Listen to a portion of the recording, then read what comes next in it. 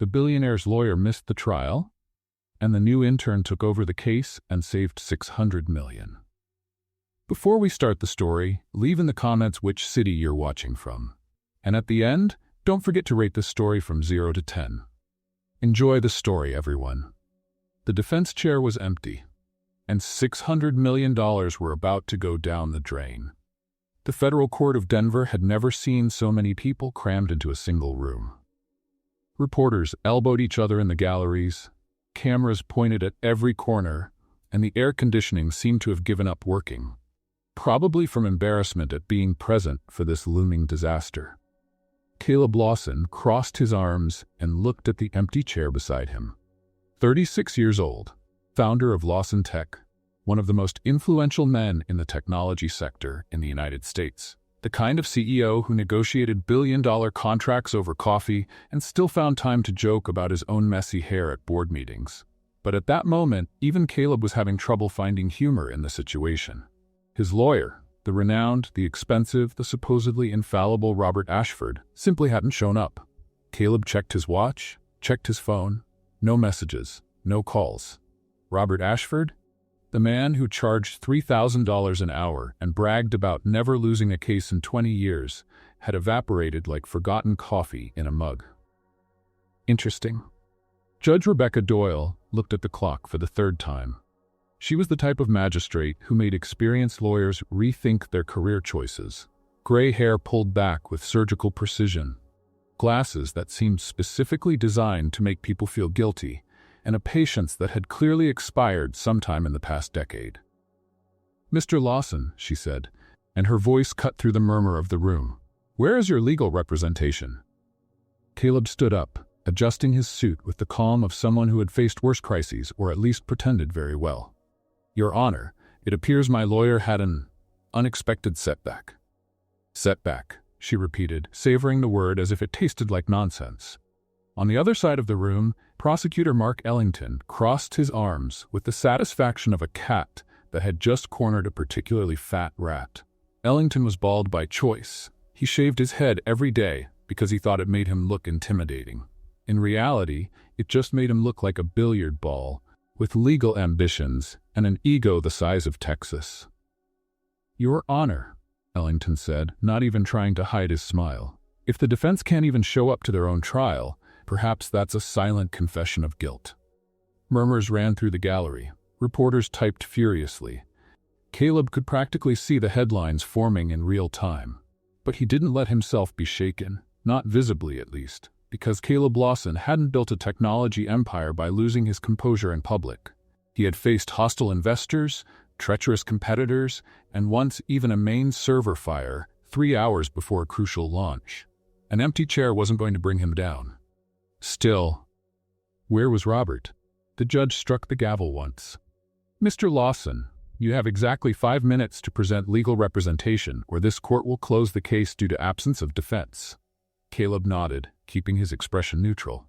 Inside, his mind was working at maximum speed, calculating options, searching for exits. That's when the courtroom's side door opened, or rather, was attacked by a hurricane in human form. A young woman burst through the entrance as if she'd been fired from a defective cannon. She wore a blazer that had clearly seen better days, a skirt that seemed to be an open war with its own zipper, and carried a leather briefcase that, at the exact moment she stumbled on her own heel, flew through the air like a drunk bird. Papers rained down the center aisle. The entire courtroom froze.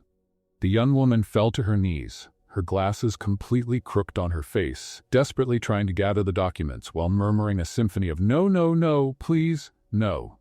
One of the papers landed gracefully on Prosecutor Ellington's Italian shoe. He looked down with an expression mixing disgust and cruel amusement.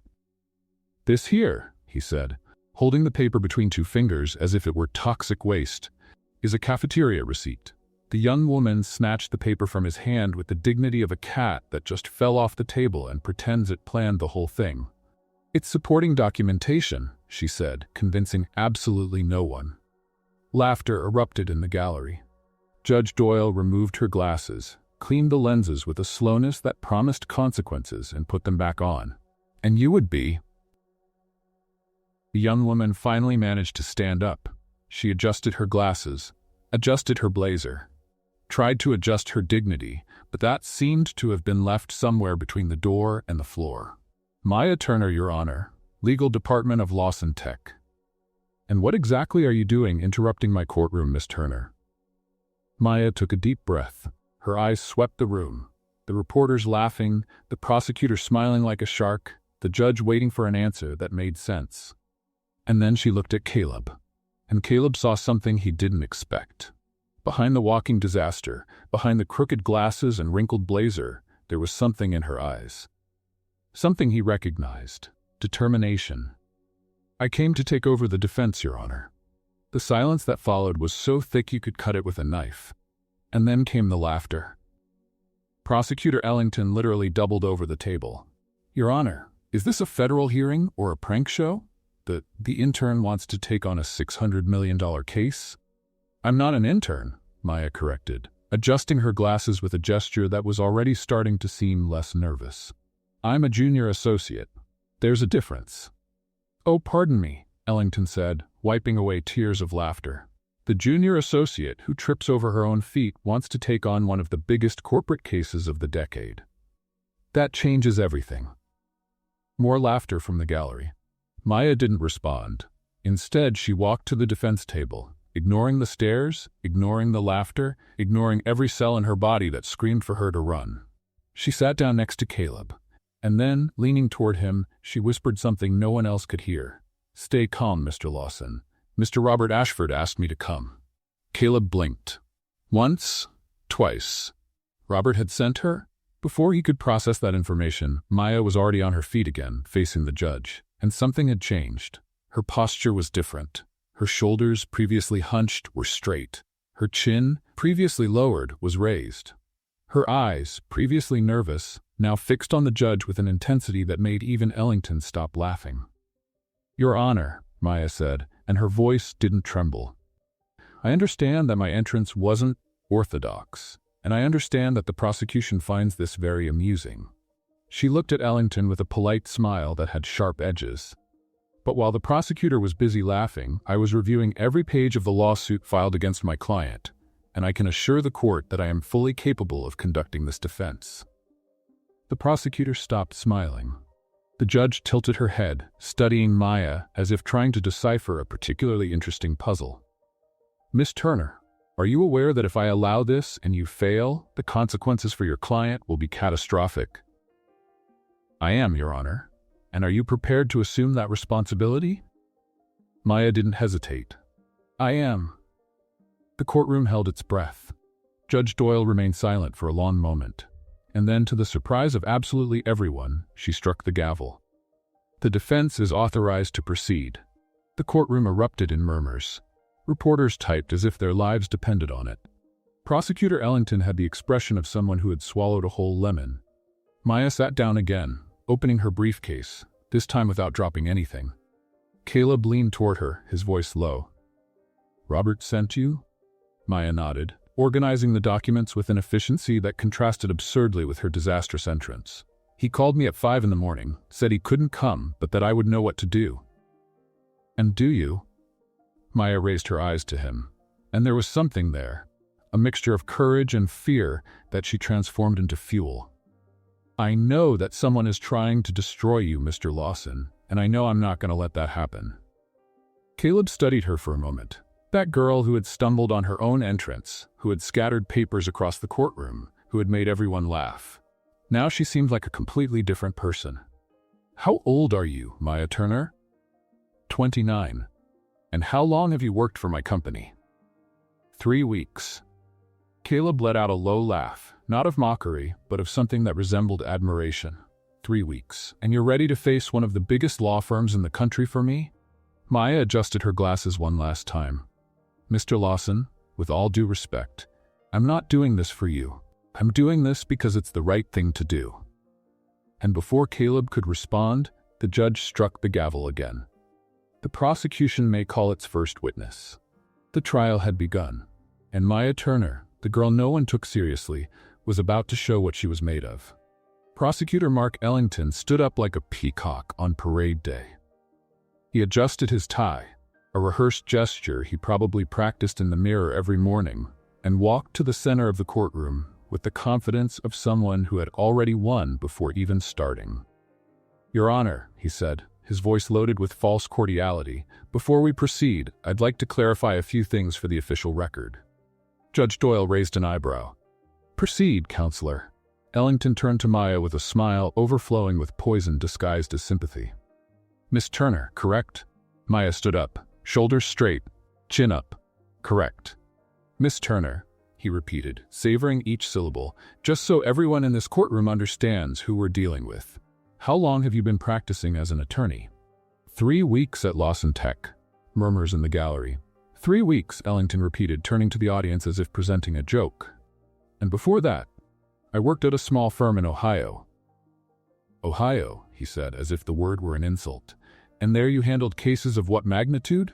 Divorces, traffic tickets, fence disputes between neighbors?" Muffled laughter emerged from the galleries. Maya didn't take the bait.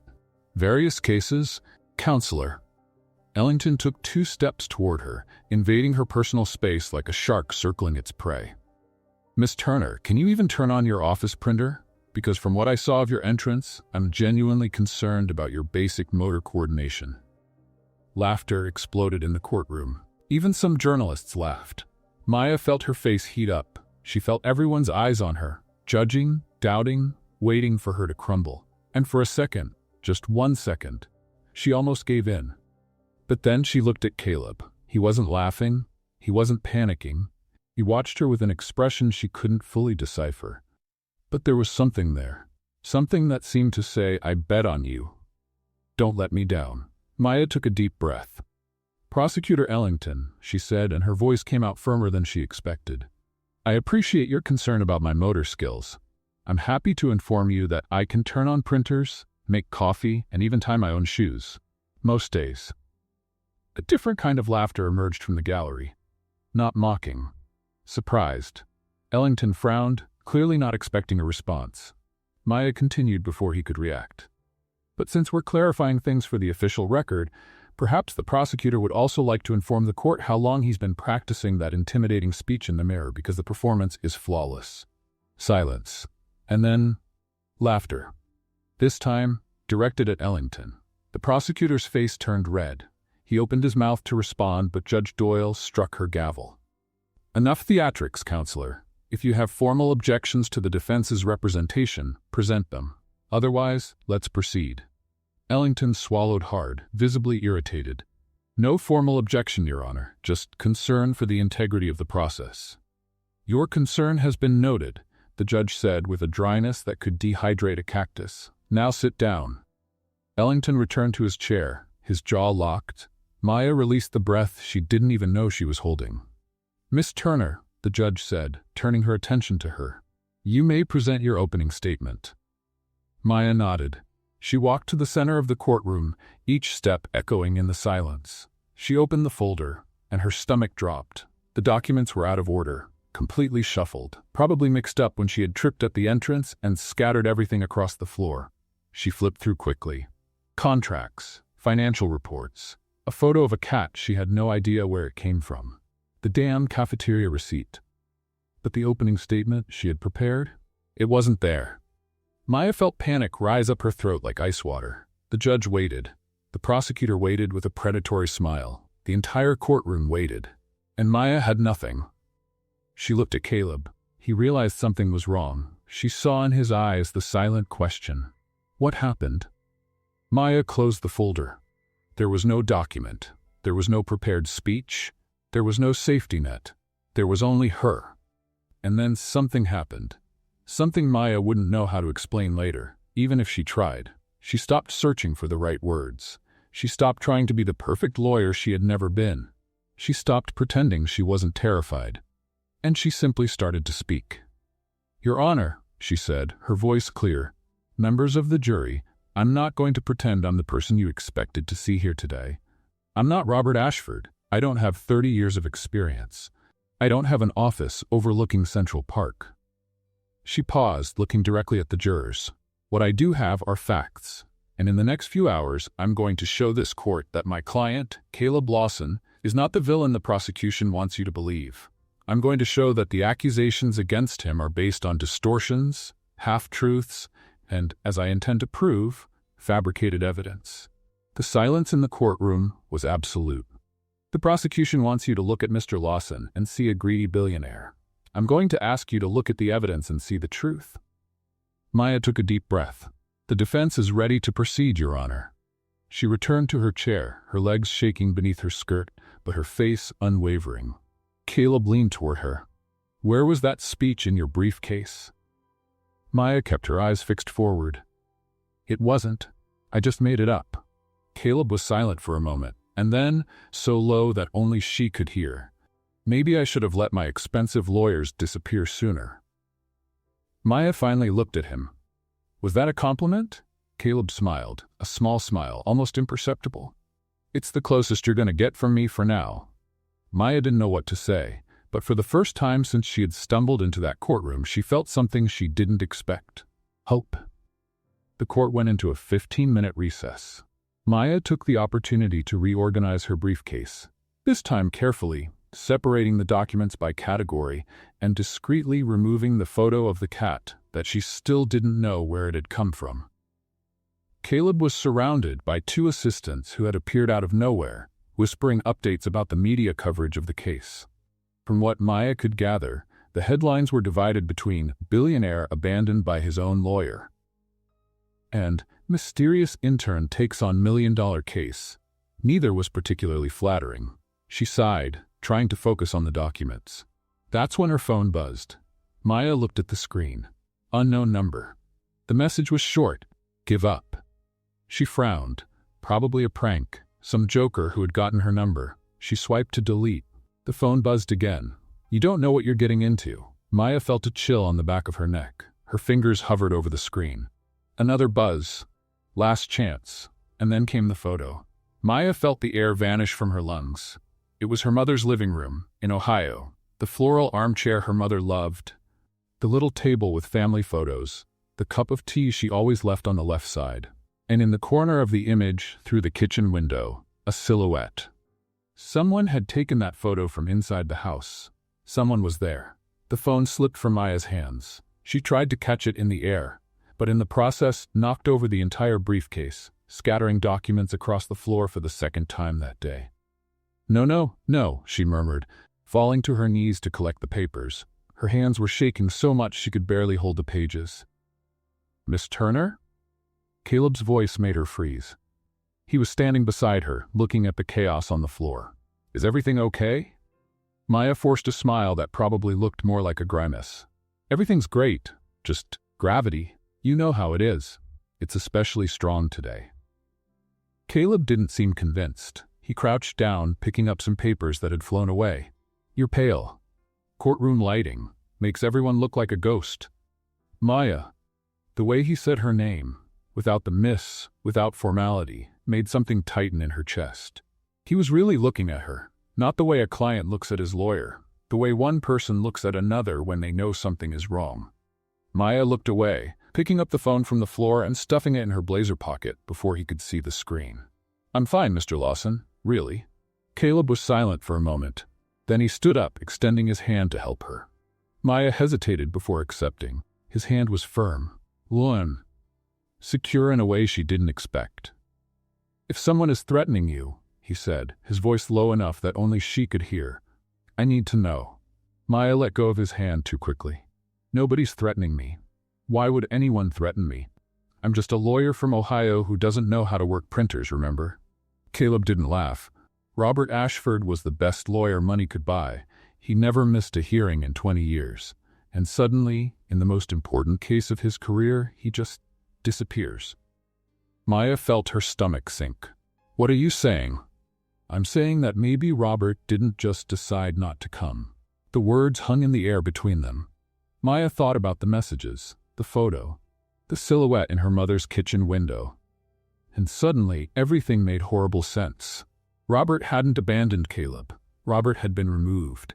And now, whoever was behind this had turned their attention to her. Excuse me, Maya said, her voice higher than she intended. I need to go to the restroom.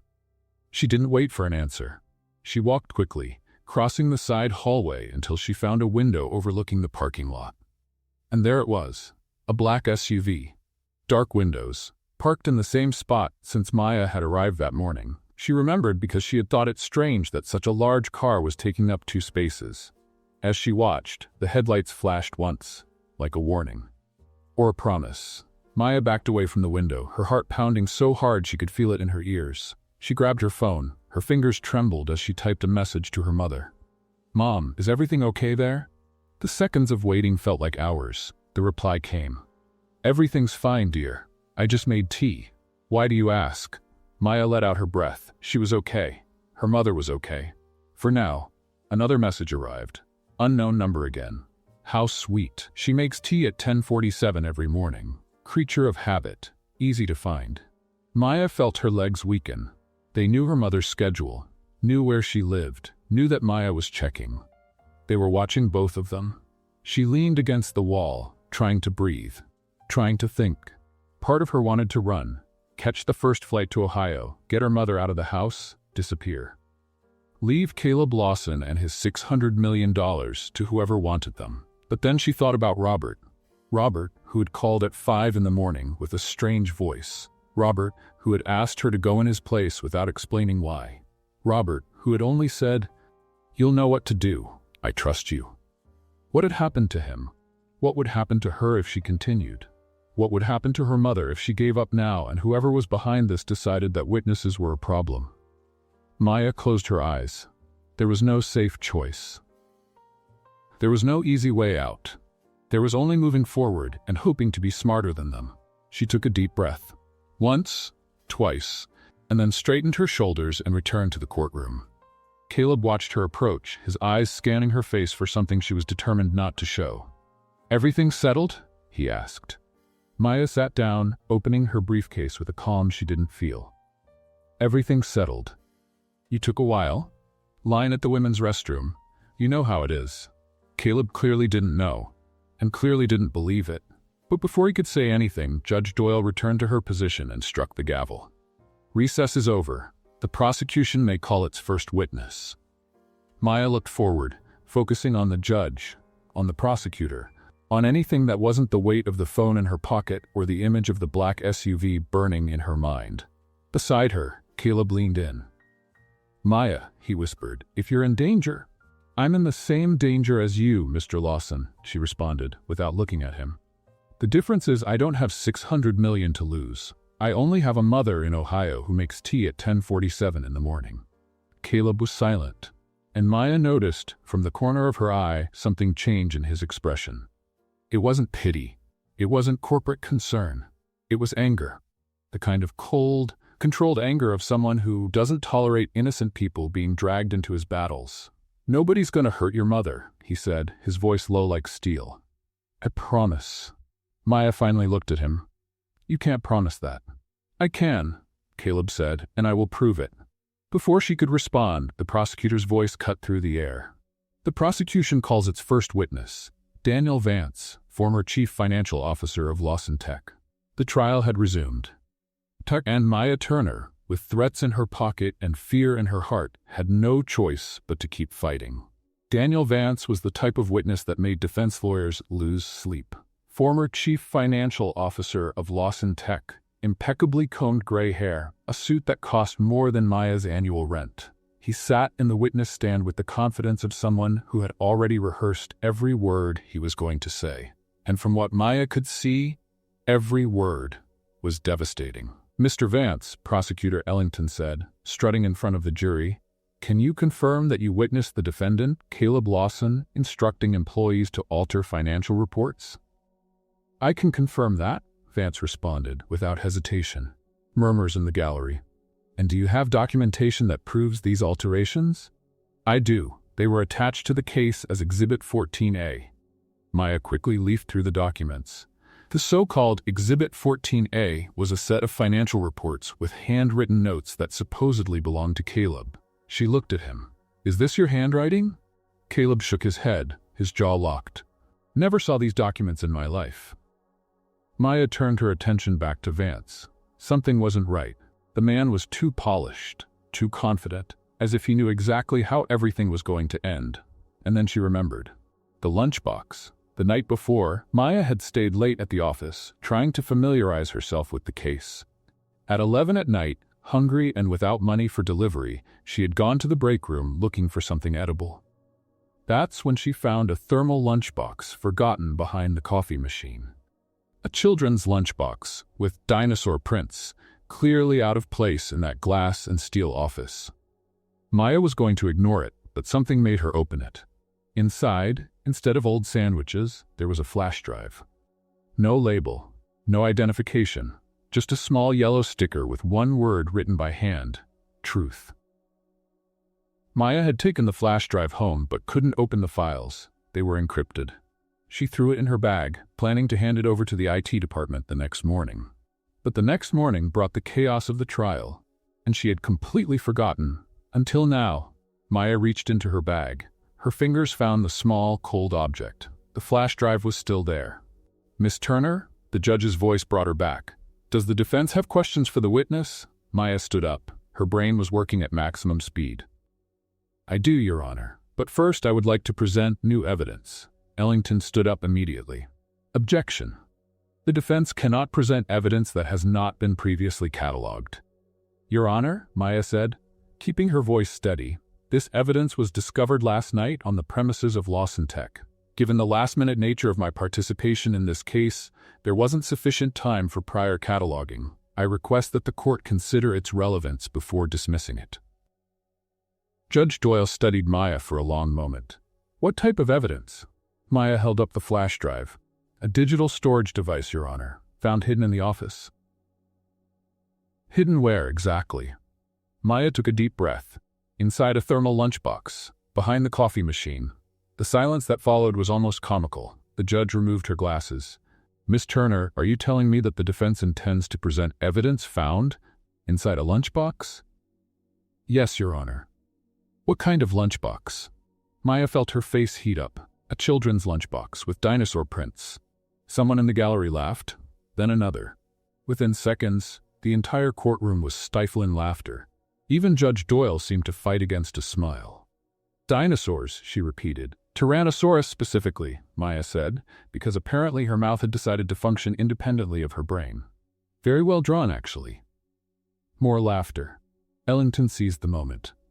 "Your Honor, this is ridiculous. The defense wants us to believe that crucial evidence was stored in a child's lunchbox? Is this a joke?" "It's not a joke, prosecutor," Maya responded, her voice gaining firmness. "It's exactly where someone would hide something they didn't want found. Who looks for evidence behind a coffee machine inside a children's lunchbox?" The laughter died. Maya continued. "Someone put that flash drive there. Someone who had access to the office, but couldn't be seen storing documents. Someone who wanted the truth to be found, but couldn't reveal their identity." The judge studied her for a moment. "And you have no idea who left this flash drive?" Maya thought about Robert Ashford, the phone call at 5 in the morning, the inexplicable disappearance. "No, Your Honor, I don't." "But she had a hunch," Judge Doyle sighed. "The court accepts the evidence provisionally, subject to authenticity analysis. Officer, please connect the device to the system." The court officer took the flash drive and inserted it into a computer connected to the screens in the room. The first files appeared. Bank records, dozens of them, transfers between corporate accounts, dates, amounts. And then Maya saw it. The dates of Caleb's supposed financial alterations, the ones Daniel Vance had sworn to witnessing, didn't match. The documents on the flash drive showed that the original reports had been modified 3 months after Caleb had supposedly made the notes. And the modification had come from a computer that didn't belong to any employee of Lawson Tech. It belonged to Crowell Industries. The courtroom erupted in commotion. Ellington turned red. Daniel Vance, for the first time, looked nervous, and Caleb looked at Maya as if she had just turned water into wine. "How did you?" he began. "Luck," Maya said, still processing what she had found. A lot of luck. But it wasn't just luck, and she knew it. Someone had planted that flash drive for her to find. Someone who knew Robert wouldn't come. Someone who was betting that the rookie lawyer from Ohio would be curious enough to open a dinosaur lunchbox at 11 at night. Whoever was behind the threats, There was someone on the other side trying to help her. The question was, who? Maya looked at the black SUV still parked outside. She had just poked something much bigger than $600 million, and there was no going back now. Daniel Vance was still on the witness stand, and for the first time since he had sat there, he no longer looked so confident. The documents from the flash drive still glowed on the courtroom screens. Dates that didn't match, modifications that came from Kroll Industries computers, a digital trail that contradicted every word he had said. Maya stood up, feeling the weight of everyone's eyes on her. "Mr. Vance," she began, "you stated under oath that you witnessed my client instructing employees to alter financial reports. Correct?" Vance adjusted his tie. A small gesture, almost imperceptible. But Maya noticed. "Correct. And you stated that these alterations occurred in March of last year?" "Yes." Maya pointed to the screen. "Then how do you explain that the metadata on these documents shows they were modified in June, 3 months later?" Vance blinked. There must be a technical error. And how do you explain that this modification was made from an IP address registered to Kroll Industries? Not Lawson Tech?" The murmur in the gallery grew. Vance looked at Ellington, seeking help. The prosecutor was too busy frantically flipping through papers, pretending he had everything under control. "I don't have the technical knowledge to. You're the former chief financial officer of a technology company," Maya cut in. "You want this court to believe you don't understand the basics of metadata?" "Objection!" Ellington finally stood up. "The defense is intimidating the witness." "I'm asking questions, prosecutor. If that intimidates your witness, maybe the problem isn't me." The judge struck the gavel once. "Objection overruled. The witness will answer." Vance swallowed hard. That's when the courtroom door burst open with a crash, and chaos stumbled in. Jude Ramirez looked like he had run a marathon. Disheveled hair, crooked glasses, shirt untucked, sweat dripping down his forehead. He was carrying a stack of reports so high he could barely see where he was walking. "Wait," he shouted, rushing down the aisle. "I have more! I found more things!" The bailiff tried to stop him. "Sir, the court is in session." Jude dodged with unexpected agility for someone clearly averse to physical exercise. "It's urgent. It's about the case." He kept running, and then the untied shoelace decided this was its moment to shine. Jude tripped. The stack of reports exploded through the air like paper fireworks. Pages rained all over the courtroom, on the benches, on the floor, in the jurors' laps. One landed delicately on Judge Doyle's head. The silence that followed was deafening. The judge removed the paper with the slowness of someone choosing words very carefully. "Who," she said, "are you?" Jude got up from the floor, his glasses now completely sideways. "Jude Ramirez, Your Honor. Financial analyst at Lawson Tech. Sorry about the entrance. I ran 12 blocks. I'm not much of a runner, you could tell." Maya intervened quickly. "Your Honor, Mr. Ramirez is part of the financial analysis team. He was verifying the documents from the flash drive." "And what did he find that justifies turning my courtroom into a paper storm?" Jude finally located the page he was looking for. Crumpled, but readable. "This," he raised it triumphantly. "The bank transfers. I tracked all of them. $47 million sent to an account in the Cayman Islands in 12 transfers over 6 months. Murmurs in the gallery. "And where did these transfers come from?" Maya asked. Jude smiled. "From a corporate account at Kroll Industries." The courtroom erupted in commotion. Maya turned to Vance, who was now visibly pale. "Mr. Vance, were you aware of these transfers?" No. You were the chief financial officer. 47 million went unnoticed?" "This has nothing to do with me. You left Lawson Tech 8 months ago. 2 weeks later, you started working as a consultant for Kroll Industries. Interesting coincidence, don't you think?" Vance was silent. Maya felt her heart race. She was navigating unknown waters, using terms she barely understood, hoping not to make a technical mistake that would destroy everything. But she couldn't stop now. "Mr. Vance," she said, her voice firm, "you lied under oath today. You fabricated testimony to incriminate an innocent man, and you did this at whose behest?" "Objection," Ellington shouted. "This is speculation. It's logical deduction based on documentary evidence," Maya responded without taking her eyes off Vance. "Unless the prosecutor has a better explanation for 47 million in ghost transfers?" Ellington opened his mouth, closed it, Opened it again. Nothing came out. Judge Doyle leaned forward. Mr. Vance, I'm going to ask once, and only once. Are you aware that perjury is a federal crime? Vance was sweating now.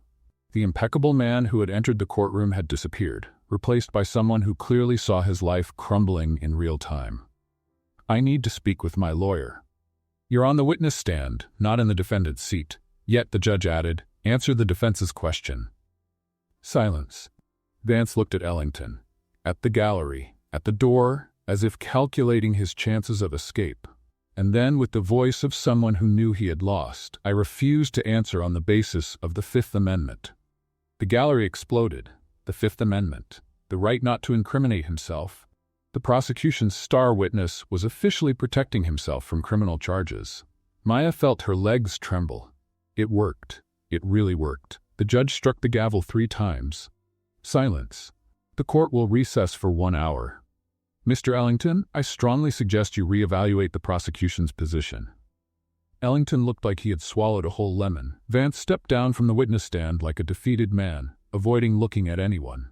Maya sat down, exhausted. Jude approached, still trying to straighten the crumpled papers. Did I do well? He whispered. I practiced all night. My mom said I seem confident when I speak slowly, but I forgot. You were perfect, Jude. Caleb leaned toward Maya. Where did you learn to do that? Maya let out a nervous laugh. I didn't learn. I was improvising and praying not to make any fatal mistakes. Well, it seemed very convincing. That's what happens when you're too terrified to hesitate. Caleb studied her for a moment, something changing in his eyes. You're amazing. You know that? Maya felt her face heat up. Before she could respond, her phone buzzed. Unknown number. Impressive. But the witness was just the appetizer. Wait until you meet the chef. Maya looked at the window. The black SUV was still there. And something told her the real battle hadn't even started yet. The first thing Maya did when the recess started was grab her phone. Not to check messages, to make a call. Hello? Her mother's voice sounded confused. Maya, you never call at this time. Mom, listen, I need you to do exactly what I'm going to say, no questions. Silence on the other end. Maya, what's happening? Mom, no questions. Please. Something in Maya's tone must have communicated the urgency, because her mother didn't argue. Okay, what do you need? Remember Aunt Carol? I want you to go to her house. Now, take only what's necessary. Don't tell anyone where you're going. Maya, you're scaring me. I know, Mom, and I'm sorry, but I need you to trust me, just for a few days. Can you do that? A long pause. Maya could imagine her mother on the other end, holding the phone with trembling hands, trying to understand what was happening. Does this have to do with your new job? Maya closed her eyes. It does. Are you in danger? Not if you do what I asked. Another silence. And then, with the firm voice Maya had known since childhood, the voice her mother used when things got difficult and there was no room for weakness. I'll leave in 10 minutes. I'll call you when I get to Carol's. Thank you, Mom. I love you. I love you too, my daughter. And Maya? Yes. Finish them. Maya smiled, her eyes burning. You got it. She hung up and immediately turned to Jude, who was organizing papers on a nearby table. Jude, do you know how to make a sworn statement? Jude blinked. A sworn statement? Like an affidavit? Exactly that. I mean, I know the format, but that's not exactly my area. Great, you're going to help me draft one now. In the next 20 minutes, Maya dictated while Jude typed frantically on the laptop. She documented everything. The anonymous messages, the photo of her mother inside the house, the black SUV parked outside since morning, the exact time of each threat.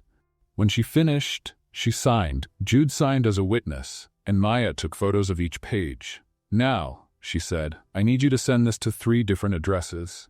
She dictated. Her personal email, the email of a former law professor she trusted blindly, and, after a moment's hesitation, the email of the legal department of the Federal Court of Denver. If something happens to me, Maya said, her voice calm, this ensures the threats are documented, and that whoever is behind this can't pretend innocence. Jude looked at her with an expression mixing admiration and terror. Maya, do you really think they would do something? Maya thought about Robert. The phone call at 5 in the morning. The disappearance without explanation. I think powerful people do terrible things to protect their secrets, Jude, and I'd rather be prepared. She put her phone in her pocket, feeling, for the first time since the threats began, a little more in control. "Done," she said. "Now I'm going to get some coffee." She didn't get the coffee, because that's when the main doors of the courthouse opened and the air seemed to get colder. Damien Crowell entered as if the world belonged to him.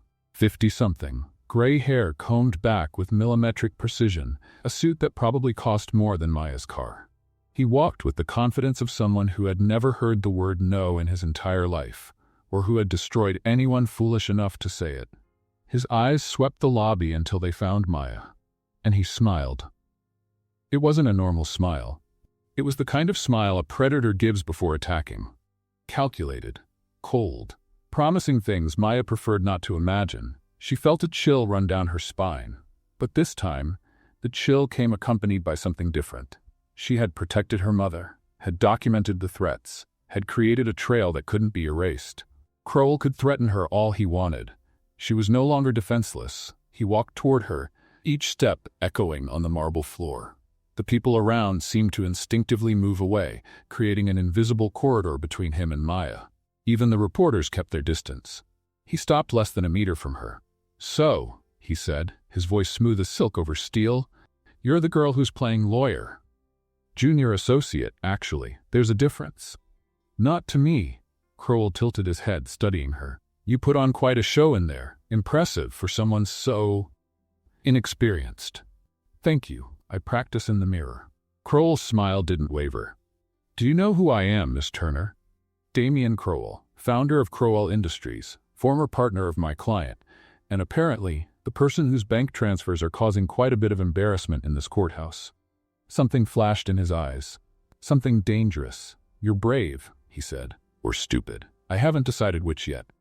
Maybe a little of both. It's a popular combination in Ohio." Crowell took a step forward.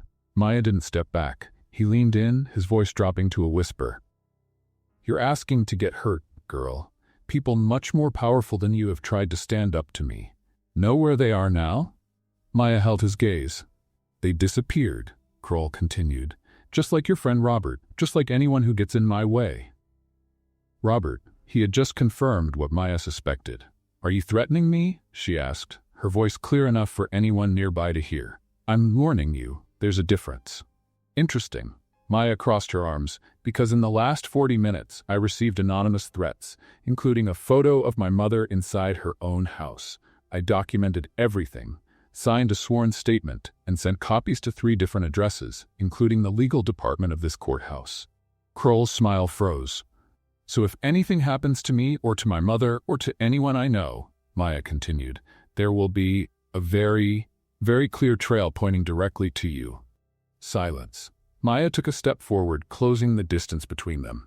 "Besides," she said, "is that cologne expensive or does it just reek of guilt?" The silence that followed was absolute.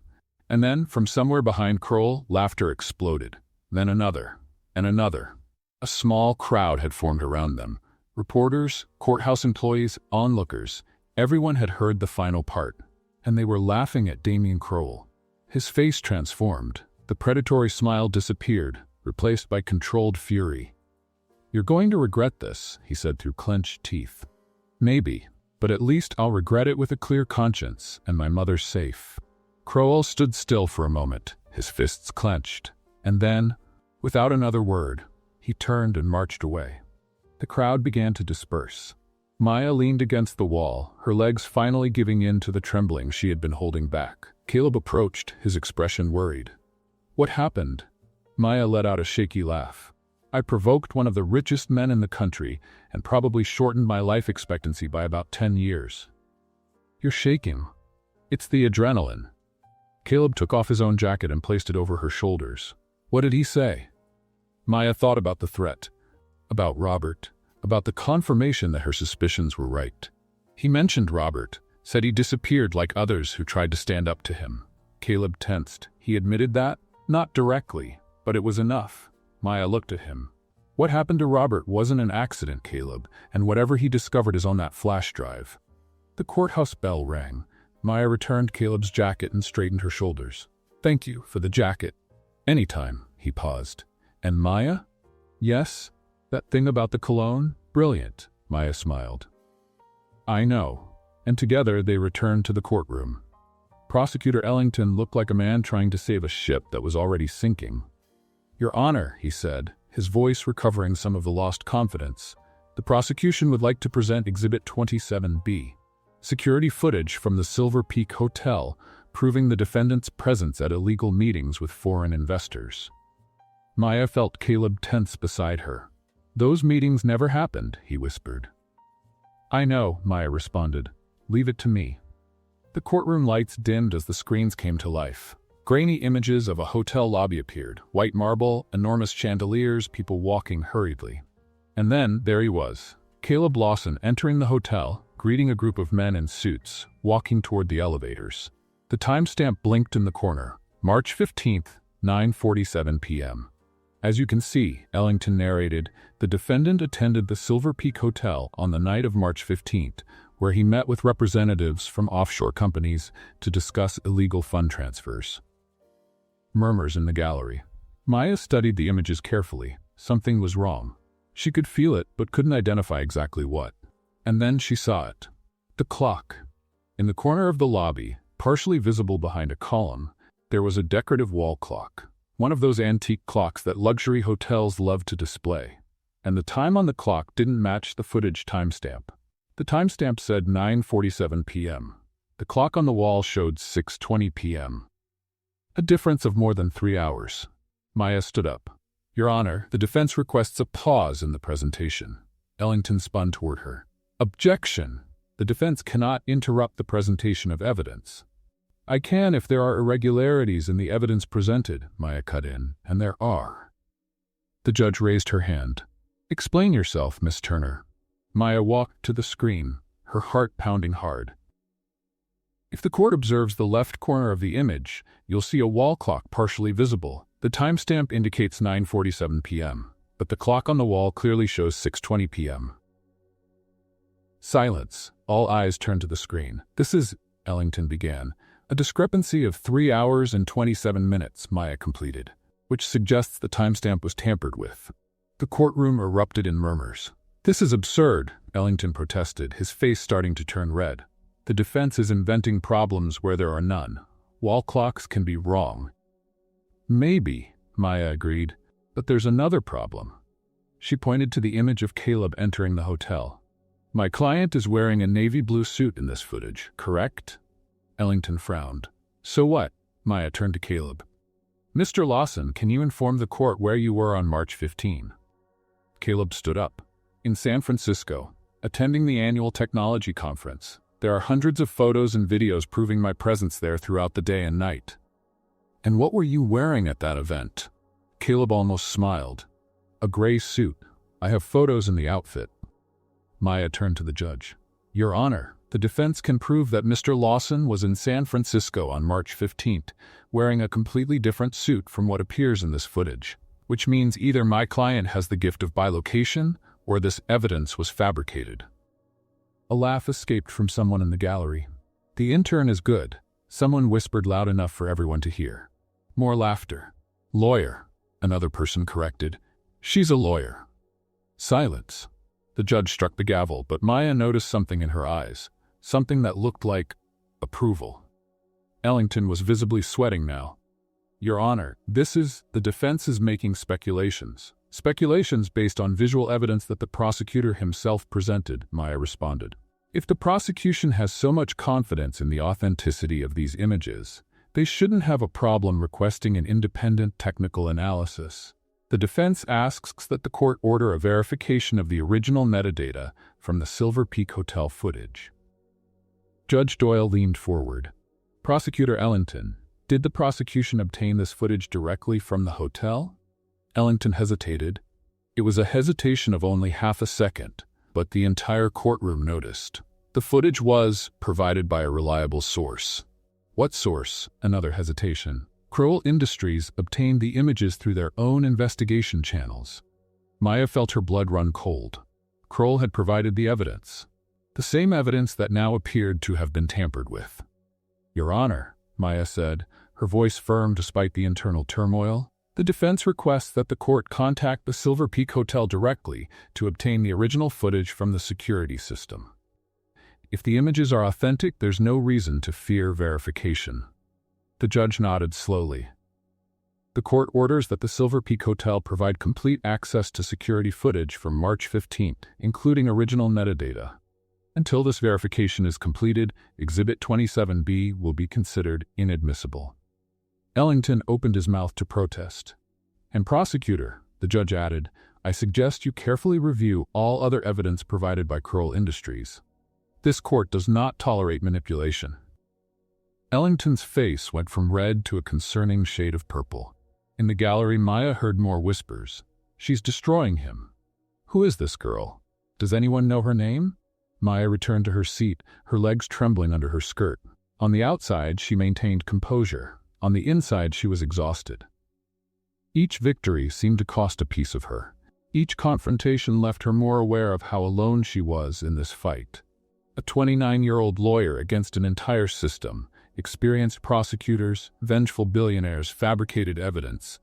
Caleb leaned toward her. Are you okay? Maya didn't answer immediately.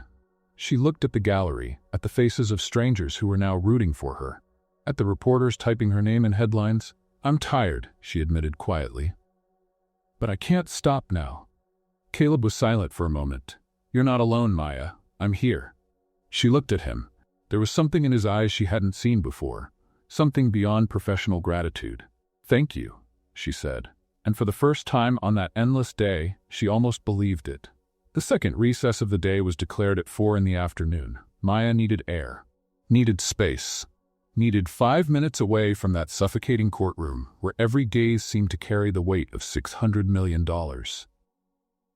She went out the side door, the same one she had stumbled through that morning, an eternity ago, it seemed now. The Denver air was freezing, the kind of cold that bites the skin and awakens the senses. Maya closed her eyes for a moment, letting the wind cut through her thin blazer. You're going to freeze out here. Caleb's voice made her open her eyes. He was standing a few meters behind, hands in his pockets, his suit impeccable despite everything that had happened. I can handle it, Maya said. I grew up in Ohio. This is spring breeze. Caleb smiled and approached, stopping beside her. For a moment, neither of them said anything. They just stood there, looking at the nearly empty parking lot, breathing the cold air. How are you? He asked. In one piece? More or less? More or less? Maya let out a humorless laugh. This morning, I was just a junior lawyer who barely knew where my own desk was. Now I have a psychopathic billionaire threatening me, a federal prosecutor wanting my head, and my mother hiding at Aunt Carol's house somewhere in Ohio. She paused. So yes, more or less. Caleb was silent for a moment. Is your mother safe? I hope so. She sent me a message when she arrived. Maya swallowed hard. She doesn't know what's happening. Not really. I didn't want to scare her more than necessary. You did the right thing. I did the only thing I could do. Maya looked at him. And you? How's the billionaire who could lose everything? Caleb considered the question. Honestly, better than I expected. Thanks to you. Don't thank me yet. The day isn't over. I know, but... He hesitated. When Robert didn't show up this morning, I thought I was finished. I thought Crowell had won before it even started. And then you came stumbling through that door, with crooked glasses and papers flying everywhere. And you thought you were even more finished? Maya completed. Caleb laughed. For about 30 seconds, yes? And now?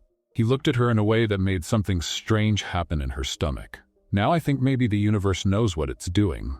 Maya felt her face heat up despite the cold. Before she could respond, something caught her attention. In the corner of the parking lot, the black SUV, the same one that had been there since morning, the same one whose headlights had flashed like a warning. It was moving. Caleb, Maya said, her voice changing. What? The SUV accelerated, straight toward them. For 1 second that felt like an hour, Maya was paralyzed. Her brain screamed to run, but her legs wouldn't obey. It was Caleb who reacted. He grabbed her by the waist and pulled her to the side with a strength she didn't expect.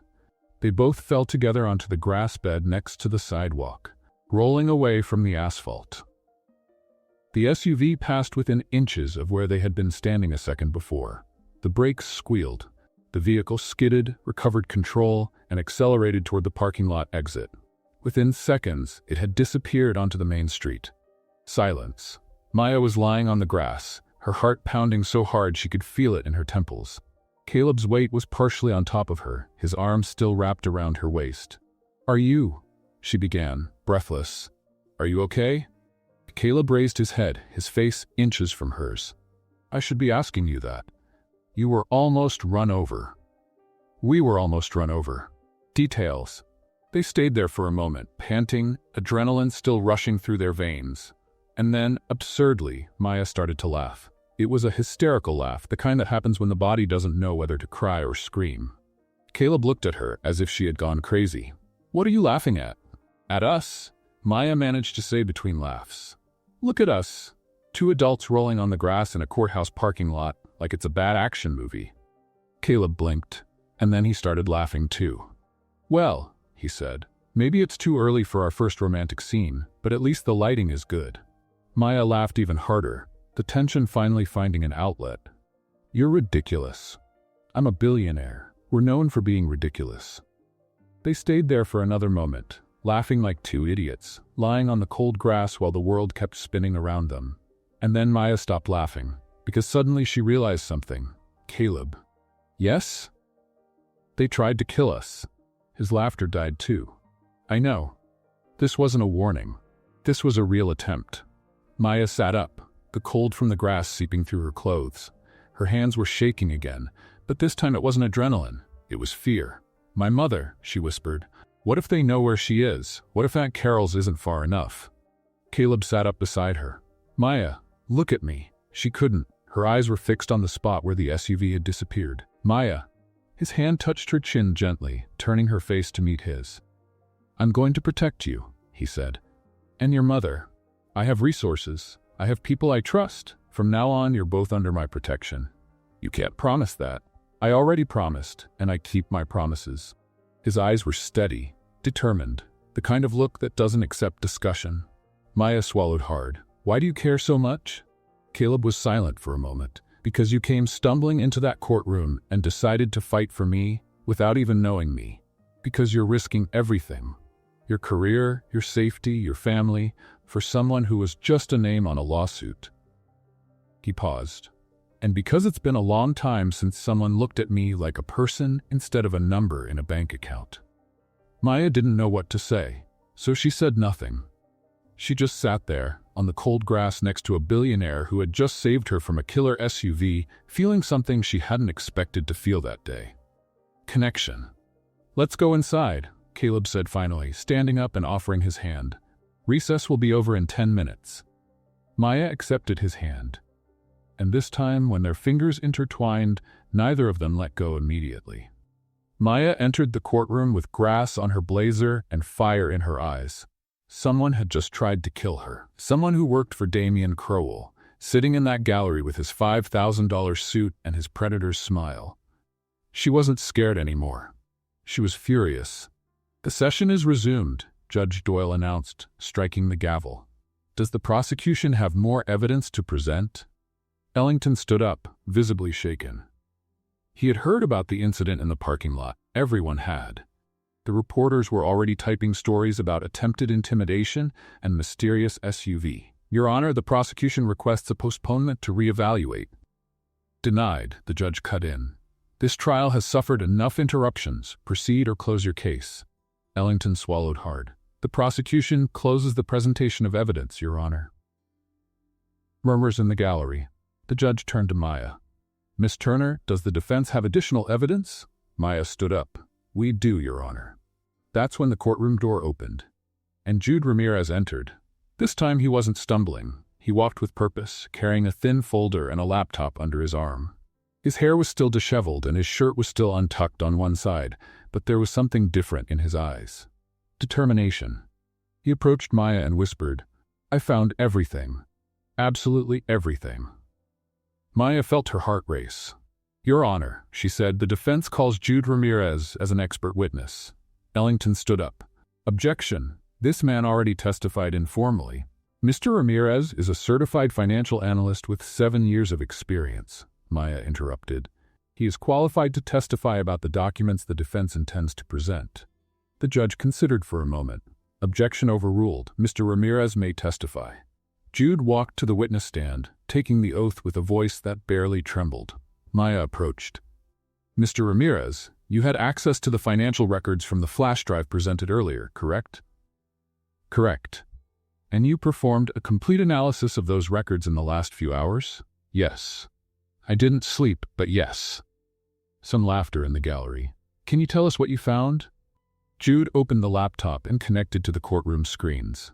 So, he began, when I looked at the records the first time, I saw the transfers to the Cayman Islands. 47 million. That was already bad, but I kept digging. The screens came to life with graphs and spreadsheets. I found a pattern. With each offshore transfer, there was a corresponding transfer from a secondary Curl Industries account to a shell company called Pinnacle Holdings. Murmurs grew in the gallery. Pinnacle Holdings, Jude continued, has no registered employees, no physical office, and was created 3 days before the first transfer. But the most interesting thing is who signs as director. He clicked to the next screen. A name appeared prominently. Marcus Webb, Damian Crowell's brother-in-law. The courtroom erupted. Maya looked at Crowell in the gallery. The predatory smile had disappeared. He was motionless, his jaw clenched so tight that Maya could see the muscles jumping. Continue, Mr. Ramirez, Maya said. Jude nodded, gaining confidence. That's not all. I tracked the dates of the transfers and compared them with Lawson Tech's internal records. Each suspicious transfer coincides with dates when Mr. Lawson was traveling, conferences, international meetings, public events. What does that mean? It means someone was waiting for him to leave town to make these transactions. Someone who had access to his calendar. Someone from inside. Jude clicked again. I checked who had access to Mr. Lawson's executive calendar during that period. Only 4 people. His personal assistant, the director of operations, lawyer Robert Ashford, and, he paused dramatically, Daniel Vance, the former chief financial officer who testified this morning. The same Daniel Vance who invoked the Fifth Amendment when questioned about the transfers? Maya asked. The same.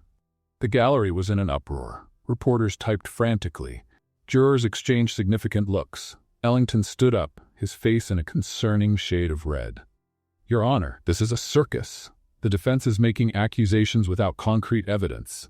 The evidence is on the screen, prosecutor, Maya cut in. Bank records, dates, names, documented connections. If this isn't concrete, I'd like to know what the prosecution standard is. You're turning this courtroom into a television show. Maya turned to him, her eyes flashing. Let's take a deep breath, prosecutor. Your vein is throbbing more than my overdue rent. Laughter exploded in the gallery. Even some jurors smiled. Ellington turned purple. Your Honor, I demand. Prosecutor Ellington, the judge said, her voice sharp, sit now. He sat down, looking like a balloon that had been popped. Maya turned her attention back to Jude. Mr. Ramirez, is there anything else? Jude hesitated. There is, but... He looked at Maya, then at the judge.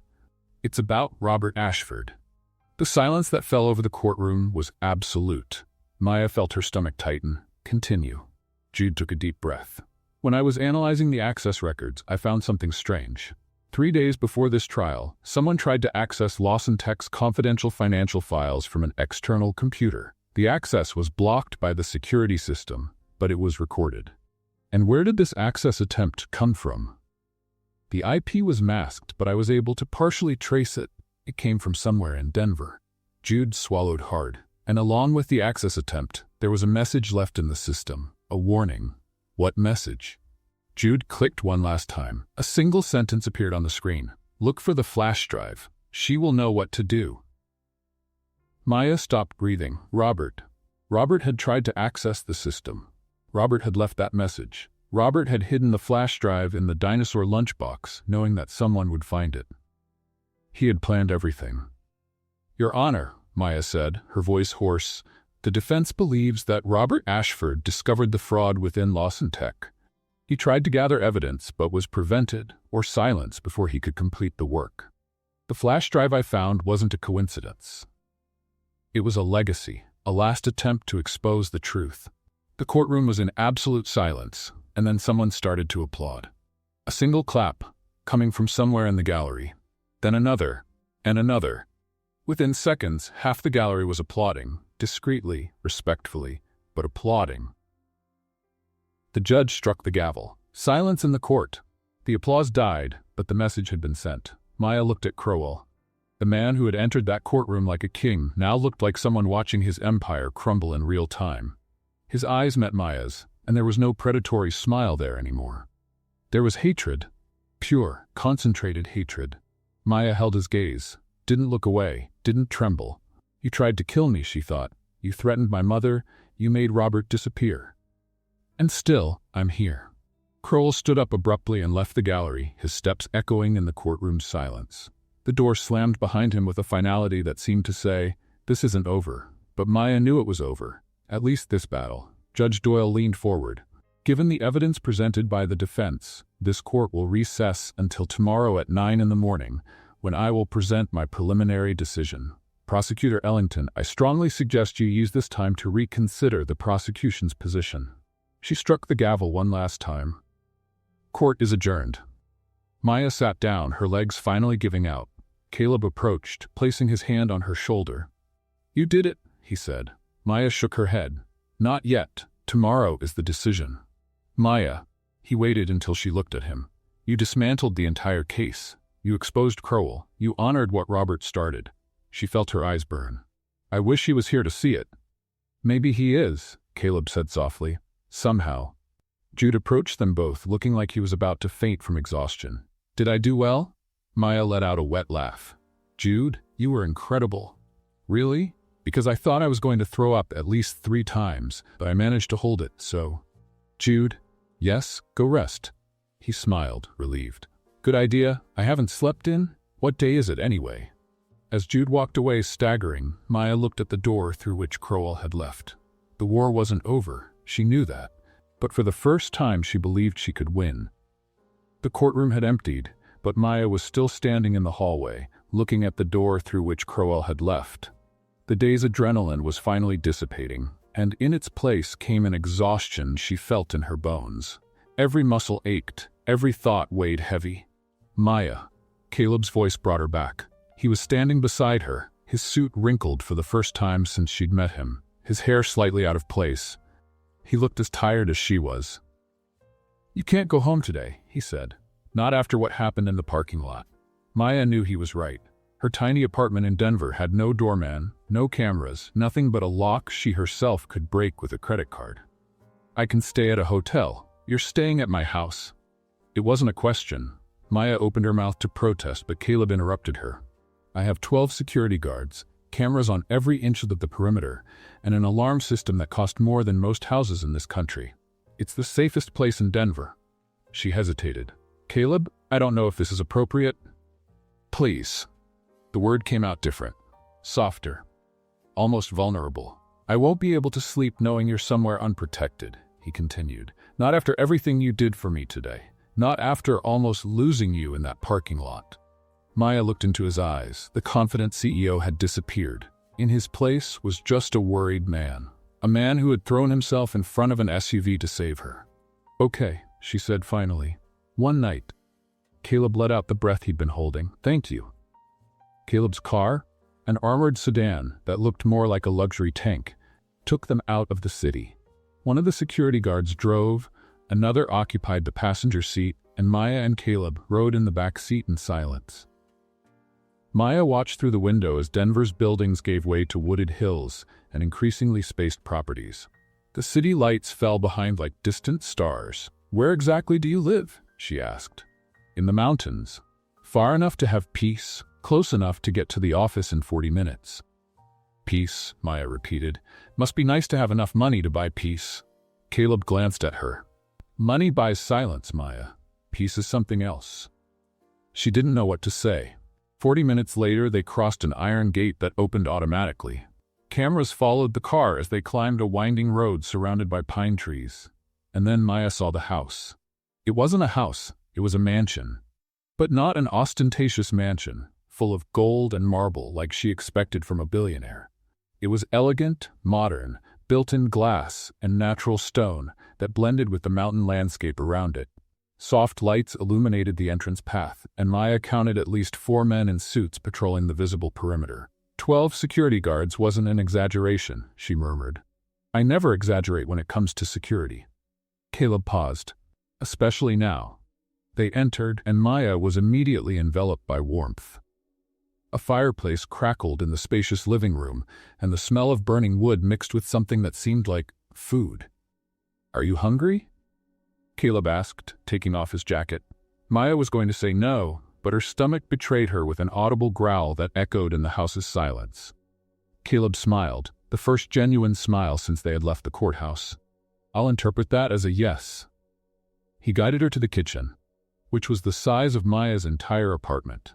Marble countertops, appliances that seemed to belong on a spaceship, and a mountain view through floor-to-ceiling windows. Sit down, Caleb said, pointing to the stools by the center island. I'll make something. Maya blinked. You cook? You seem surprised. You're a billionaire. I thought you were born not knowing where the kitchen is. Caleb laughed as he opened the refrigerator. I wasn't always a billionaire, Maya. I grew up in a 2-bedroom apartment in Seattle. My mother worked 2 jobs, and I learned to cook at 10 because someone needed to make dinner while she was out. Maya watched him as he gathered ingredients with the efficiency of someone who did this frequently. Pasta, tomatoes, basil, olive oil. You never talk about that in interviews, she said, because it's nobody's business. He started chopping the tomatoes. Journalists want to hear about innovation, disruption, the future of technology. They don't want to know that the great Caleb Lawson spent his teens making spaghetti for his tired mother. I want to know. Caleb stopped cutting and looked at her. Then I'll tell you. 30 minutes later, they were sitting on the enclosed porch overlooking the dark mountains. The meal was simple, pasta with fresh tomato sauce, salad, Italian bread, but it was the best thing Maya had eaten in days. Or maybe it was the company. This is incredible, she said, twirling more pasta on her fork. My mother's recipe, the only thing she had time to teach me. She must be proud of you. Caleb was silent for a moment. She passed away 6 years ago. Maya stopped chewing. Caleb, I'm so sorry. Don't be. He took a sip of wine. She lived long enough to see me start the company, to know we had managed to get out of that 2-bedroom apartment. That was all she wanted. Maya didn't know what to say, so she said nothing, just reached her hand across the table and touched his. Caleb looked at their joined hands, then at her. Thank you, he said quietly. For what? For not trying to fix it. Everyone always tries to fix it. Some things don't need to be fixed, just accompanied. The moment was interrupted by Maya's phone buzzing on the table. She looked at the screen, her heart racing by instinct. But it wasn't an unknown number. It was her mother. Maya, there are 2 men in suits here at Carol's house. They say they're security guards hired by someone named Caleb Lawson. They said they're going to keep an eye on the house during the night. Is this true? I'm worried. Maya looked at Caleb, her eyes wide. You sent security guards to my mother? He didn't look away. I called my team when you went to the restroom at the courthouse. They arrived in Ohio 2 hours ago. Caleb, I said I was going to protect you both. I keep my promises. Maya felt her eyes burn, her throat closing. She typed a response to her mother with trembling fingers. It's true, Mom. He's my client. The men are there to make sure you and Aunt Carol stay safe. You can trust them. I'll explain everything when this is over. I love you so much. The response came seconds later. If he's taking care of you like this, he must be a good man. I feel better knowing you're not alone. I love you, my daughter. Everything will be okay. Maya put away her phone, a tear escaping before she could stop it. Hey, Caleb said softly, standing up and coming around the table. He knelt beside her chair. Is everything okay? It is. She wiped her face, laughing at herself. It's just that. It's been a long time since someone took care of me like this. What do you mean? I've always been the person who solves things, who takes care of others, who holds everything together even when I'm falling apart inside. She looked at him.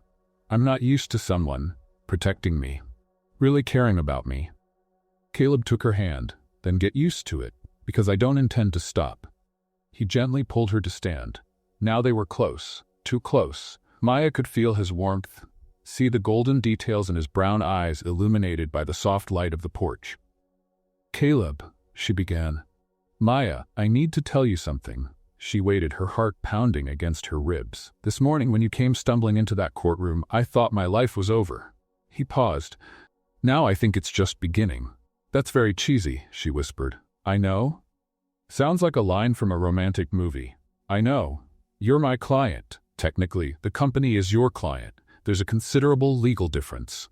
Maya let out a shaky laugh. "You're impossible." "I know." Caleb brought his hand to her face, his fingers tracing the line of her jaw with a gentleness that made her tremble.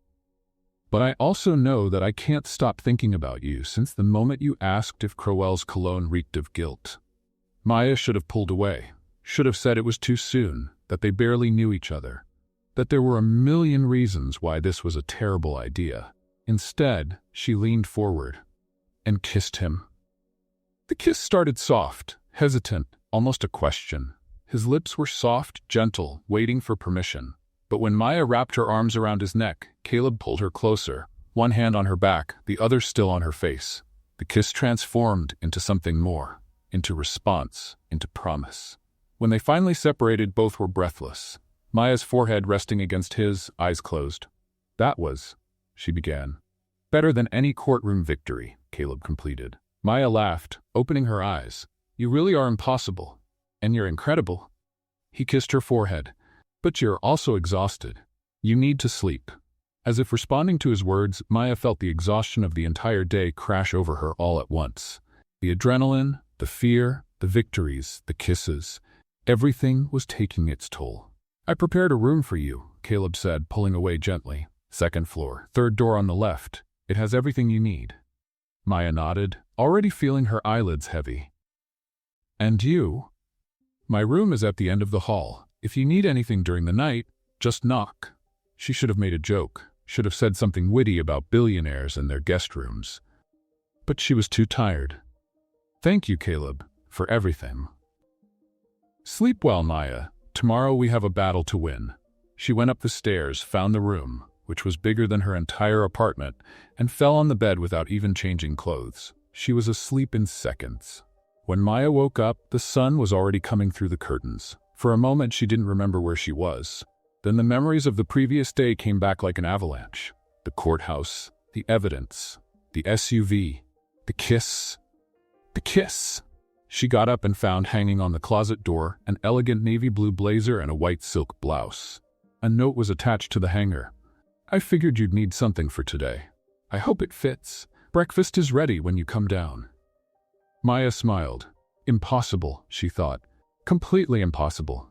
15 minutes later, dressed and presentable for the first time in 24 hours, she went downstairs. Caleb was in the kitchen, his back to her, preparing something on the stove.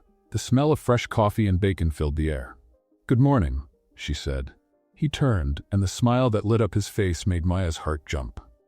"Good morning. Did the blazer fit?" "Perfectly." She sat at the counter. "Do you have spare women's blazers for all the lawyers who spend the night here?" Caleb laughed. "I had an assistant buy it last night. Perks of having a team available 24 hours. He placed a plate in front of her. Eggs, bacon, toast, fresh fruit. "You need energy," he said. "Today is the day." Maya looked at him. This man who had cooked for her twice in 12 hours, who had sent security guards to protect her mother, who had kissed her under the mountain stars. "Yes," she said. "Today is the day." And together, they had breakfast, ready for the final battle. The federal court of Denver seemed different that morning. Or maybe it was Maya who was different. She entered through the same door she had stumbled through 24 hours earlier, but this time her steps were firm. The navy blue blazer Caleb had provided fit perfectly on her shoulders. The white silk blouse conveyed a confidence she finally felt inside. Caleb walked beside her, close enough that their shoulders almost touched. Neither of them mentioned the kiss from the night before. They didn't need to. It was there, between them, like a silent promise. "Ready?" he asked as they approached the courtroom entrance. Maya took a deep breath. "Ready." The gallery was even more packed than the day before. Reporters occupied every available seat. Cameras positioned themselves in the permitted corners. The air vibrated with an almost palpable expectation. Maya spotted Crowell sitting in the first row of the gallery. He wore another impeccable suit, but there was something different in his posture. A stiffness that wasn't there before. a tension in his shoulders that suggested a poorly slept night. Good, Maya thought. Let him lose sleep too. Judge Rebecca Doyle entered promptly at 9 o'clock. The entire courtroom stood and sat in unison, like a rehearsed choreography. This court is in session, the judge announced. After thorough analysis of the evidence presented by both parties, I am prepared to issue my preliminary decision. The silence that followed was absolute. Maya felt Caleb tense beside her. Under the table, his hand found hers and squeezed briefly. Judge Doyle put on her glasses and opened a folder. In the case of the State versus Caleb Lawson, after review of documentary evidence, witness testimony, and forensic analysis of materials presented by the defense. She paused for what seemed like an eternity. This court determines that all charges against the defendant be suspended, pending additional investigation into the origin and authenticity of the prosecution's evidence. The gallery erupted in murmurs. Maya felt the air leave her lungs in a breath of relief. Furthermore, the judge continued, raising her voice above the noise, based on evidence presented by the defense, this court forwards to the federal public prosecutor a formal recommendation to open an investigation against Crowell Industries for suspected documentary fraud, evidence falsification, and obstruction of justice. Crowell stood up abruptly, his face red. This is a farce. Your Honor, I demand. Mr. Crowell, sit down, the judge said, her voice sharp as steel. You are not a party to this case and have no authorization to speak in this courtroom. I'm not going to sit here while... The gavel struck 3 times. Officer, remove Mr. Crowell if he doesn't sit down immediately. The bailiff took a step forward. Crowell looked around, saw he was surrounded, and sat down slowly, his jaw locked in fury. The judge turned her attention to Maya. Miss Turner, this court recognizes the exceptional work of the defense under extraordinary circumstances. Your dedication to truth and justice is noteworthy. Maya stood up, her legs slightly wobbly. Thank you, Your Honor. Before the judge could adjourn the session, the courtroom door opened. 2 federal agents entered, followed by a third carrying a briefcase. Your Honor, the taller agent said, we apologize for the interruption. I'm Agent Morrison from the FBI. We have urgent information relevant to this case. The judge frowned. Proceed. Agent Morrison walked to the center of the courtroom. Approximately 2 hours ago, 2 individuals were detained in Ohio while attempting to break into a residence. The residence belongs to Carol Turner, aunt of attorney Maya Turner. Maya felt her blood run cold. The individuals were intercepted by the private security team protecting the property. After being detained, both confessed to being hired to intimidate Miss Turner's family as a way to pressure her into abandoning this case. The courtroom went into commotion. And more importantly, the agent continued, both identified who hired them. He turned and looked directly at Crowell. Damian Crowell. The chaos that followed was indescribable. Reporters shouted questions, cameras flashed, people stood up to see better. The judge struck the gavel repeatedly, trying to restore order. Crowell stood up, his face livid. This is a lie. I never. Damian Crowell, Agent Morrison said, walking toward him, you are under arrest for conspiracy to intimidate a witness, obstruction of justice, and fraud. You have the right to remain silent. Maya watched, almost in slow motion, as the agents put handcuffs on the man who had threatened her mother, who had sent an SUV at her, who had made Robert disappear. Crowell fought against the handcuffs, shouting protests and threats, but it didn't help. Within seconds, he was being escorted out of the courtroom, camera flashes capturing every moment of his downfall. The judge struck the gavel one last time. This court is adjourned. What happened next was a whirlwind. Reporters surrounded Maya with questions she could barely process. Caleb tried to make his way through them. Jude appeared from somewhere, taking selfies with the chaos in the background as if he were an excited tourist. Maya, how does it feel to be the lawyer who brought down Damian Crowell? Miss Turner, is it true you've only worked at Lawson Tech for 3 weeks? Maya, are you and Caleb Lawson romantically involved? That last question made Maya and Caleb exchange a quick look. She felt her face heat up. No comment, she said, and heard Caleb stifle a laugh. They managed to leave the courthouse through the back, escaping to the armored car that was waiting. Inside the vehicle, finally in silence, Maya let out the air she seemed to have been holding for hours. It's over. she said, almost unable to believe it. It's really over. Caleb took her hand. Thanks to you. Thanks to the flash drive. Thanks to Jude. Thanks to the security guards you sent to Ohio. She shook her head. I just put the pieces together.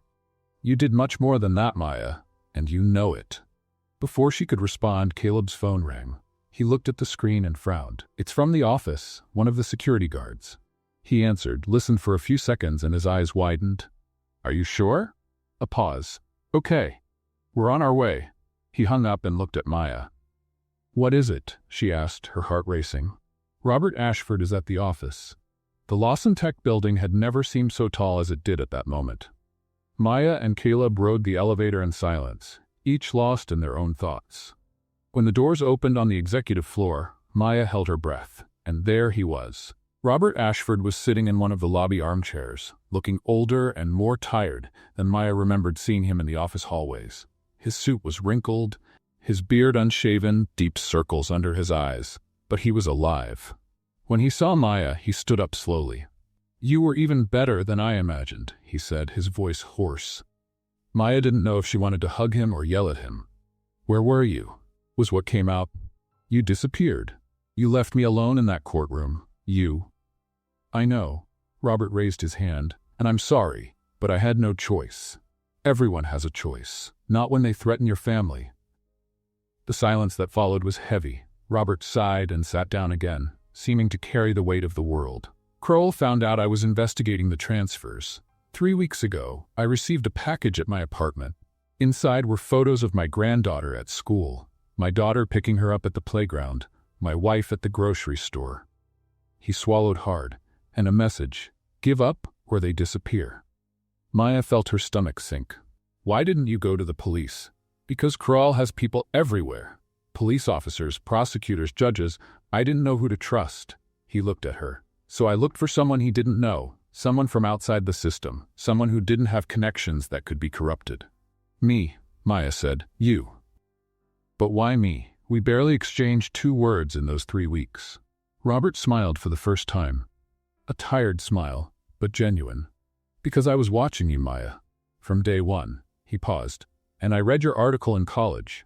That one about corporate ethics and legal responsibility. You wrote that justice is not a luxury of the powerful. It's a right for everyone, and lawyers who forget that betray the profession itself.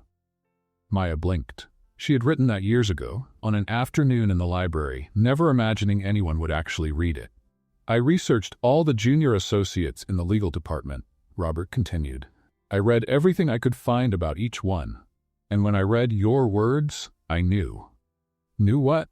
That you weren't going to give up. That you would fight even when it seemed impossible. That you were exactly the kind of person I needed. He paused, and I was right.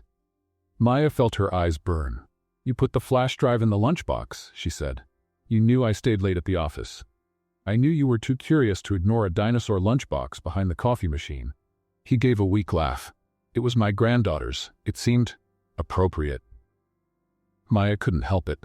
She laughed too, a wet laugh mixed with tears that finally escaped. You're crazy, she said. I'm a lawyer. It's basically the same thing. Caleb, who had remained silent until then, approached. Robert, are you okay? Do you need anything? I need a shower, a bed, and probably therapy, Robert replied. But first, I needed to see you two. I needed to know it had worked. He looked at Maya with something that resembled pride. You saved the company, Maya. Saved Caleb. And probably saved my family too, because now that Crowell is in jail, my granddaughter can go back to the playground without me having nightmares. Maya wiped away her tears. You could have told me, could have prepared me. If I had told you, you would have acted differently. You would have overthought it. Your strength was exactly in not knowing, in reacting with instinct, with truth. He smiled. You were perfect because you were yourself. Maya didn't know what to say, so she did the only thing that seemed right. She crossed the space between them and hugged Robert Ashford, the man who had bet everything on her without her knowing. Thank you, she whispered, for trusting me. Robert returned the hug, giving awkward pats on her back. Thank you, Maya Turner, for proving I was right. When they separated, Caleb was smiling. Well, he said, I think we have a lot to celebrate, but first, Robert, you really need a shower. Robert laughed. Still the same polite Caleb as always. Maya looked at the two men in front of her, the billionaire who had become much more than a client, and the lawyer who had bet his entire case on a girl from Ohio who stumbled in courtrooms. 24 hours ago, she was just a junior associate that nobody took seriously. Now, she was the woman who had brought down Damien Crowell. And this was just the beginning. 6 months later, Maya still hadn't gotten used to the plaque on her office door. Maya Turner, Chief Legal Officer. Every time she passed it, she felt like pinching herself to make sure she wasn't dreaming. The girl from Ohio who stumbled in courtrooms now had a corner office overlooking the Denver mountains. Life was full of surprises. That morning, however, Maya didn't have time to admire the view. Caleb had called a press conference to announce Lawson Tech's new expansion project, and she needed to be there as the company's legal representative. At least that's what he had said. The hotel event hall was packed. Reporters, investors, company employees, all waiting for the announcement from the CEO who had survived the most talked-about scandal of the year. Maya was backstage, reviewing notes she didn't need to review when Jude appeared beside her. "You're nervous," he said. "I'm not. You're chewing the pen cap." Maya looked down. The cap was completely destroyed. "Okay, maybe a little." Jude smiled. In the last 6 months, he had been promoted to financial analysis manager and finally learned to tie his own shoelaces. "Progress. Relax," he said. "It's just a press conference. You've faced much worse." "I know, it's just that." She didn't finish the sentence. She didn't know how to explain the strange feeling she had since waking up that morning, as if something big was about to happen. "Maya." Robert Ashford's voice made her turn. He was impeccable as always. Back at the office 4 months ago, fully recovered and more annoyingly organized than ever. "It's time. Caleb wants you on stage." "On stage? Why? I was going to be in the audience. Change of plans." Robert smiled in a way Maya couldn't decipher. "Let's go." She followed Robert to the side of the stage, her heart beating faster than it should. In the center, Caleb was already positioned in front of the microphone, the spotlights illuminating his face. He looked calm, confident, devastatingly handsome in the dark blue suit Maya had helped choose. They had been together officially for 5 months. After weeks of working dinners that ended with kisses on the mansion's porch, Maya had finally admitted that this was no longer just professional. Caleb had celebrated by ordering more wine and saying she was the only person in the world capable of making him wait so long for something obvious. Now, watching him on stage, Maya felt her chest fill with that feeling that still caught her by surprise sometimes. Love. "Good afternoon, everyone," Caleb began, his voice filling the hall. "Thank you for being here. I know you came to hear about Lawson Tech's new expansion project, and I promise we'll talk about that. But first, there's something more important I need to do." Maya frowned. This wasn't in the script. 6 months ago, Caleb continued, I was sitting in a courtroom, about to lose everything. My company, my reputation, my future. And then a woman came stumbling through the door, with crooked glasses and papers flying everywhere, and announced she was going to save me. Laughter in the audience. Maya felt her face burn. "I thought she was crazy," Caleb said, smiling. "And maybe she is a little, but she's also the most courageous, determined, and extraordinary person I've ever met." He turned and looked directly at Maya backstage. "Maya, can you come here, please?" Her heart stopped. Jude pushed her gently. Robert smiled as if he knew something. The entire audience turned to look at her. Maya walked to the stage with wobbly legs, each step echoing in the hall's silence. When she reached Caleb's side, he took her hand. "Maya Turner," he said, his voice soft now, almost intimate despite the microphones. "You came into my life on the worst possible day and transformed everything. You taught me that trusting someone isn't weakness. You showed me that love doesn't need to make sense to be real." He let go of her hand and, to Maya's absolute shock, knelt down. The audience held its breath. So did Maya.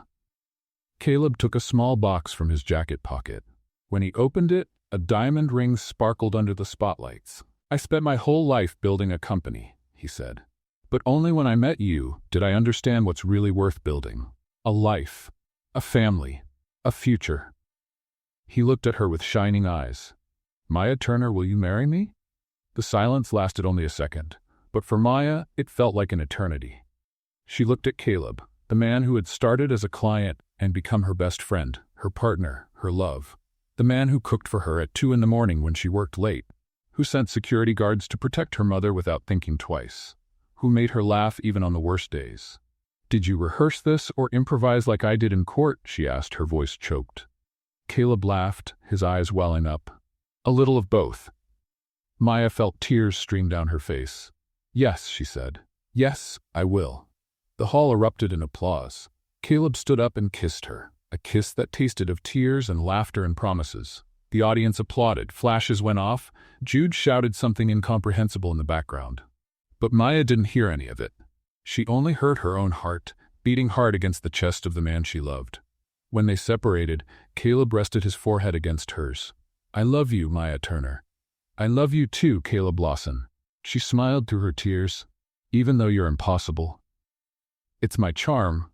She laughed, and he hugged her, and the whole world seemed to be exactly as it should be. 6 months earlier, Maya had stumbled into a courtroom not knowing what awaited her. Now, she knew exactly where she belonged. In the arms of the man she had saved, and who, in all the ways that mattered, had saved her too. What did you think of Maya's courage in facing all of this alone in court? Leave your opinion in the comments. On a scale of 0 to 10, what rating would you give this story? Don't forget to subscribe to the channel and turn on notifications to receive more exciting stories like this one.